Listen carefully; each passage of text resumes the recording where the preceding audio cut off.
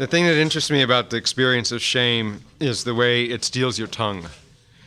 If you're suddenly overcome with shame, it's often hard to speak. And in that Coyote story, Coyote wanted to be the sun god. So the people decided they'd let him try that. And he spent the day in the sun god's lodge and looking down on the earth as he goes across. And every time he sees somebody out in the bushes doing, couples in secret love or somebody off trying to do something in secret, he yells out and says, "Oh, look, there are those people doing that thing." And he embarrassed everybody. Of course, what makes the people upset is that Coyote speaks when he shouldn't speak. And so there are secret things that people do, and there's some sense of decorum. And shame is connected to that. When you have an appropriate sense of shame, you will not speak when in certain situations. Even if you want to, you might not speak, because it's almost like shame will hit you as a physical. It does hit you as a physical experience. You feel it in the body. So I've partly been trying to imagine what it is that helps, or situations in which you move from the speechlessness of shame into speech. Some of these cultures out of which these stories come, people talk about them as shame cultures. Cultures in which your sense of how to behave comes out of a sense of shame. These are groups where you kind of know everybody in the town and the village, and you have a sense always that they are watching you. You behave because the eyes of the villagers are on you at all times. They'll gossip about you and so forth. And therefore they say one thing about a shame culture is that when you're away from the village, away from these people, you will misbehave, because the reason you behave is because other people are watching. And then they say, well, later in history there's a kind of invention which is the internalized conscience, which is like a little shame community that you can carry with you and go on a journey, so that you can be in a distant land and still behave, even though nobody in your kin group is watching you. And so that gets called a guilt society. Supposedly we live in a guilt society, but I'm not sure that's true. But in some places this is a useful distinction to think about. Where is it located, the sense of what you should do, and is it people outside watching you, or do you have it inside yourself? And another distinction they make is that the sense of shame is sort of overwhelming. We feel ashamed sometimes when there's suddenly something is uncovered that we had meant to keep covered. It doesn't have to be something that wrong or evil. It could just be like a birthmark on your arm, suddenly uncovered, and you feel ashamed. And then the feeling is like a total body feeling, so that often the solution to shame is suicide. The only way, it's as if there's a stain on your entire self is suddenly revealed, and the only way to get out of the feeling is to kill the entire self. And then one idea is that a sort of difference between that and guilt is that it's more, you did one thing wrong, and it's not the whole self, and you could do one thing to kind of correct that and feel better and go on. One thing I think sometimes about recovery programs is that part of the process is conversion of shame into guilt, that you come into a program thinking you're a piece of shit because of the way you've behaved for the last 20 years or something. And late in the program, there's that whole thing where you sit down and say, well, what exactly did you do? Let's make a list of the things that you might apologize for. And that atomizing of the feeling is a conversion. Instead of saying, no, it's not your global thing. It's not the whole self. You may have done maybe a list of 6,000 things you did wrong, but so let me tell one little story that's of use to me here, which is there's a Chinese-American woman named Maxine Kingston, and Kingston was born maybe 1935 or something, in Stockton, California. She's American. But her parents both came from a Chinese village. And one thing that went on in her childhood was she was living in these two worlds, living in America where the rules were entirely different. But at home and at the Chinese laundry that her parents ran, they were all the time trying to recreate this Chinese village. And the Chinese village is a shame society. So one thing that happens to Kingston was when she had her first menstruation, her mother took her aside and said, now I'm going to tell you a story that you must never tell anybody else. And it was a story about her father's sister who had become pregnant illegitimately in the village back in China, and this was a shameful thing. And the villagers had shamed this woman. They had attacked her, as they do in a shame society, and ridiculed her and embarrassed her to the degree that this aunt committed suicide, threw herself into the family well. There's a lot in this story, because what the mother does is to connect Kingston's sexuality. She says, you're about to become a woman, and then tell a shame story, so that the understanding is somehow the content of womanhood has in it the potential of deep shame. And the mother says, the villagers are watchful. You must not embarrass us. And so it's a laying down of the rules. There's all these rules in this village, and you must not, you got to behave by the rules. But the thing that interests me most in this story is the very first words where she says, you must never tell anybody this story. It's a rule of silence that somehow seals the story up. What I wanted to do with that rule of silence was to say, in this culture, it's unusual to have a story that begins with a rule of silence. I mean, the sense is that you can tell your story any place, and part of our therapeutic culture is if we could only stand up publicly and tell our story, that somehow is a move toward healing, and that's true. And in fact, in Kingston's case, the breaking of the rule of silence is exactly how she begins to come into have her own voice and possess her own sexuality and so forth. But it made me start to think, well, isn't there a whole class of stories that begin with a rule of silence? The Hopi stories that are told in the Kiva are not to be told to other people and not to be told to a different clan and so forth. And in the Greek world, in the hymn to Demeter, Demeter comes to the human beings and teaches them the Eleusinian mysteries. And then she says, nobody may speak these things, for awe of the gods checks the tongue. Well, what happens is, in a way, the rule of silence cuts a certain kind of story off from other stories. It says this is different.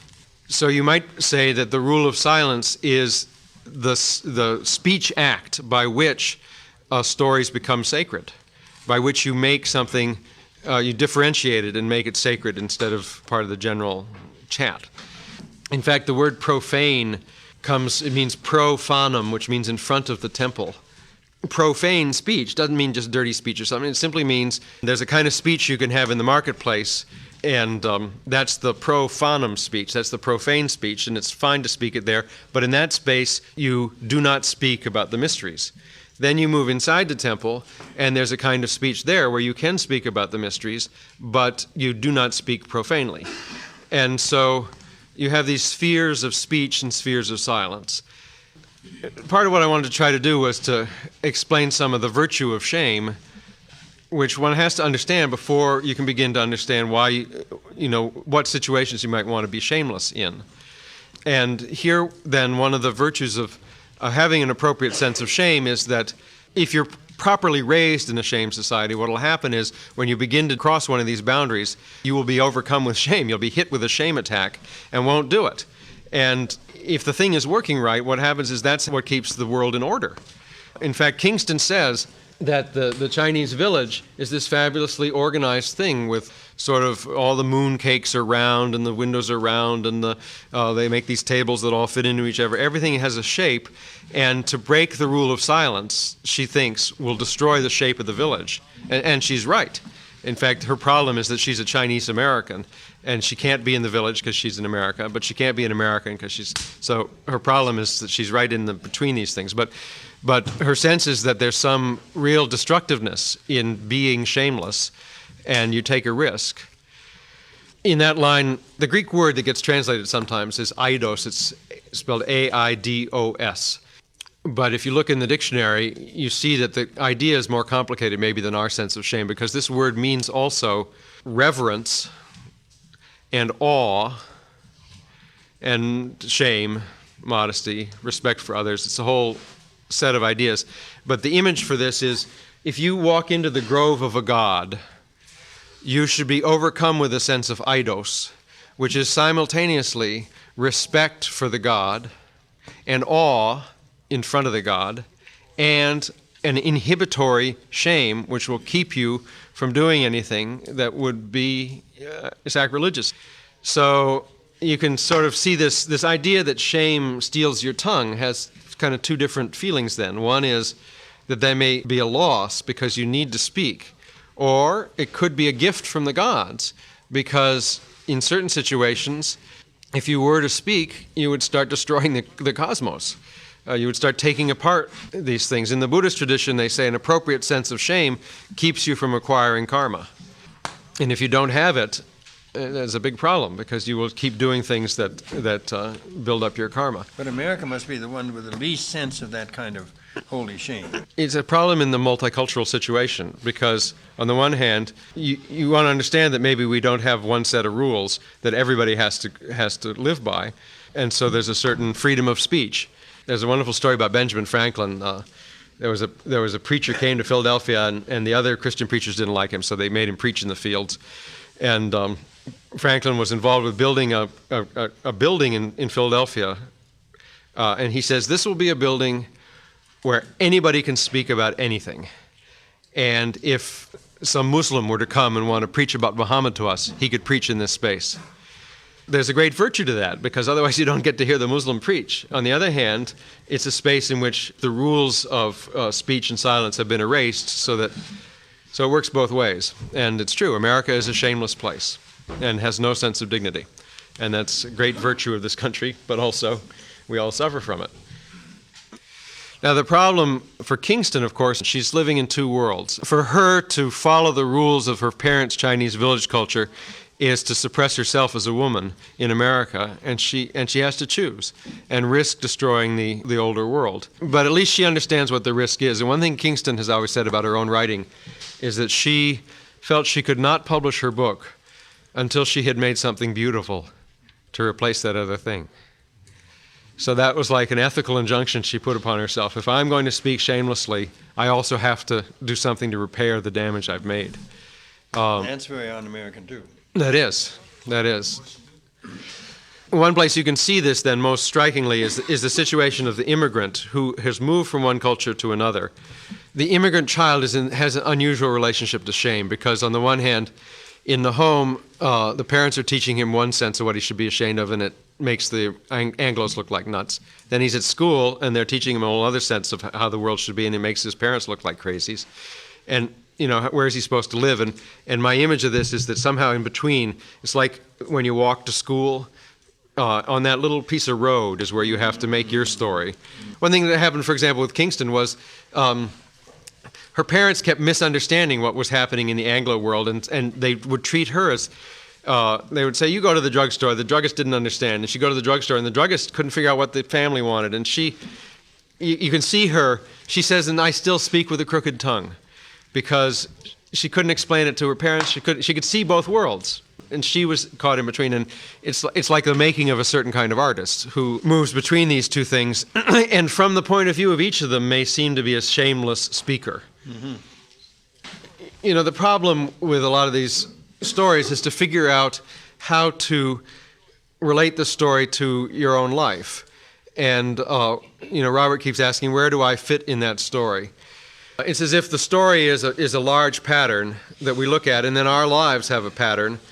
And the problem is the work of reading is to figure out where our pattern hooks into this other pattern. And so partly what I'm trying to do is to say, you look at a story like Kingston or Rodriguez making their book, and it's a story about a shameless speaker that fits into this trickster material in this particular way. I'm trying to make that connection and say this is the trickster has a kind of creativity which has to do with breaking the rules of silence in certain transitional places, and in that is a kind of art and imagination, which then you can see in creative life. Can I say something? Yeah, please. Somehow this reminds me of men who are able to talk about the way they feel when they're in a men's group, but when they get home with a woman, they can't say it anymore. Does that make sense? Mm-hmm. That's a similar situation here.